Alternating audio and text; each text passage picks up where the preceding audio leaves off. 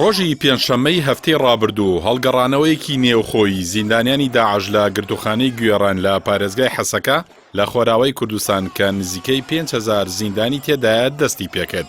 لەو بارەیەوە ڕوانگەی سووریا بۆ مافەکانی مرۆڤ ڕایگەیاند ماوەی 4 ڕۆژە شەڕ لە گرتوخانەی گوێران و دەوروبەری لە شاری حەسەکە بەردەوامە و بەو هۆیەوە تا ئامادەکردنی ئەم راپۆرتە 123 کەس کوژراون کە 77یان داعشن و 39یان لە هێزەکانی سووریای دیموکراتن و 7یشیان هاوڵاتین. پێشبینیش دەکرێت ئاماری قوربانیانی کوژراوەکان بۆ لەوەی هەیە زیاتر بەرز ببێتەوە.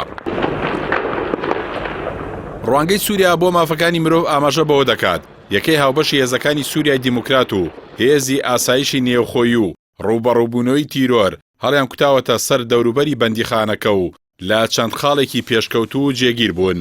بۆ چاودێری بارودۆخەکە و کۆنتڕۆڵکردنی کاروانێکی سەربازی سەر بە هاوپەیمانی نێودوڵەتیش گەیشتونەتە دەوروبەری گرتوخانەکە و هێلیکۆپتەری هاوپەیمانانیش بە ئاسمانی ناوچەکەدا دەسوڕێنەوە و چاوەڕوان دەکرێت لە ماوەیەکی کەمی داهاتوودا ڕەوشەکە یەکلایی بکرێتەوە.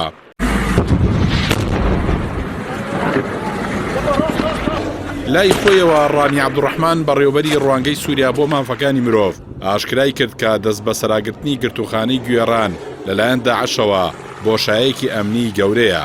ئەو وتیشی ئەوەی لە گرتوخانەی گوێڕان ڕوودەدات قۆناغێکە و کۆتایی دێت، بەڵام دوای ئەو قۆناغا پێویستە سەرجەم ئەو ئەندامانەی داعش کە لە چوارچەوەی هێزەکانی سووریای دیموکراتدان دەربکرێن، چونکە بەپێی قسەی بەڕێوەبەری ڕوانگەی سووری سەدان ئەندامی پێشووی داعش لە ئێستادا لە نێو هێزەکانی هەسەدەدان.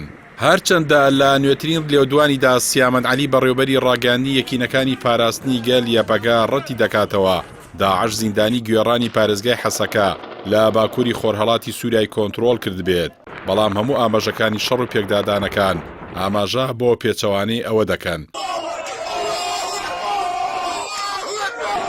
با پێی زانیاریەکان سەرەتای هەڵکوتانە سەر گرتوخانەی گوێڕان و ڕوبەڕووبوونەوەی نێوخۆیی لەوە دەستی پێکرد کە ئۆتۆمبیلێکی خواردن کە ئەندامانی داعشی تێدا بووە چۆتە نێو گرتوخانەکەوە، دواتر ئۆتۆمبیلێکی بۆمبڕێژکرا و دەرگای سەرەکی گرتوخانەکەی بە ئاماز گرتووە و وەگەوەی لە تۆمارە ڤیدیۆیەکانیشدا دەردەکەوێت لە ئێستادا دەیان پاسەوانی گرتوخانەکە لە ژێر دەستی داعشدان.